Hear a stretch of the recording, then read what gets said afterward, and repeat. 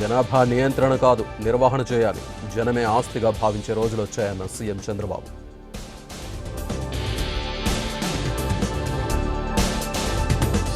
ప్రజల సహకారంతోనే mega PTM సరికొత్త చరిత్ర. విద్యా వ్యవస్థ వికాసానికి దోహదపడుతుందన్న మంత్రి లోకేష్.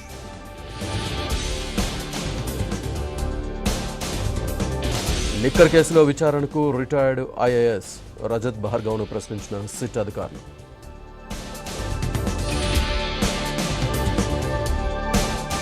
మాతృభాష అమ్మాయితే పెద్దన్న హిందీ, వ్యతిరేకించడం అవివేకమన్న పవన్ కళ్యాణ్.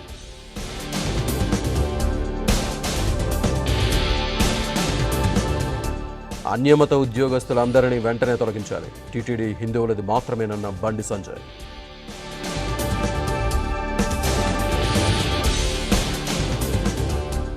సర్కారు బడుల్లో అక్షర జ్యోతులు వెలుగుతున్నాయి. ప్రజాప్రభుత్వ సంకల్పానికి నిదర్శనమన్న తెలంగాణ సీఎం రేవంత్.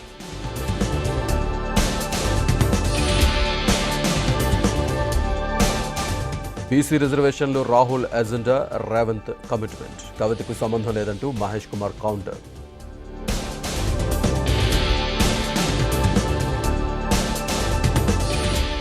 లిక్కర్ రాని కవిత రాజకీయ డ్రామాలు ఆపితే మంచిది. బీసీల రిజర్వేషన్లపై మాట్లాడే హక్కు లేదన్న షబీర్ అలీ.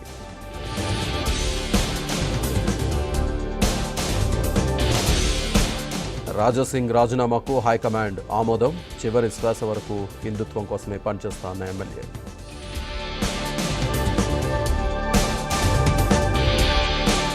రోహిత్ వేముల ఆత్మహత్యకు కారణమైన వారికి ప్రమోషన్. బీజేపీ అధ్యక్షుడిగా రామచంద్రరావు నియామకం కరెక్ట్ కాదన్న భట్టే.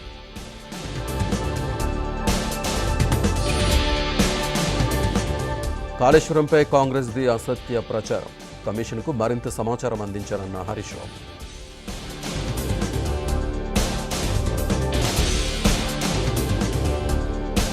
ఇంజనీరింగ్ కాలేజీల్లో ఫీజుల పెంపుకు హైకోర్టు అభ్యంతరం. 6 వారాల్లోగా ఫీజులు ఫిక్స్ చేయాలని ఆదేశాలు.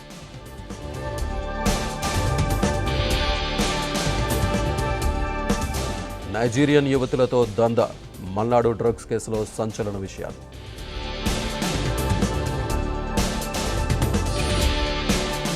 హెచ్సీఏ వ్యవహారంపై ఈడీ ఫోకస్. సిఐడి ఎఫ్ఐఆర్ ఆధారంగా కేసు నమోదుకు రంగం సిద్ధం.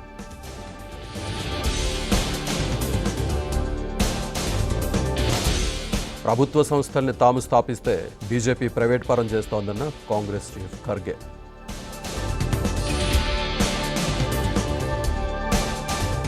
భారత్కు నష్టం కలిగిందనే ఒక్క ఆధారం చూపండి. పాకిస్తాన్కు భారత్ సవాల్.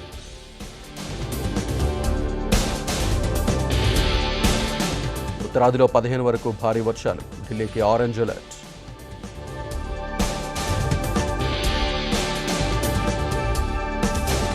రష్యా నుంచి చమురు దిగుమతులపై 500% సుంకం. బిల్లును ప్రతిపాదించిన ట్రంప్. భారత్పై తీవ్ర ప్రభావం.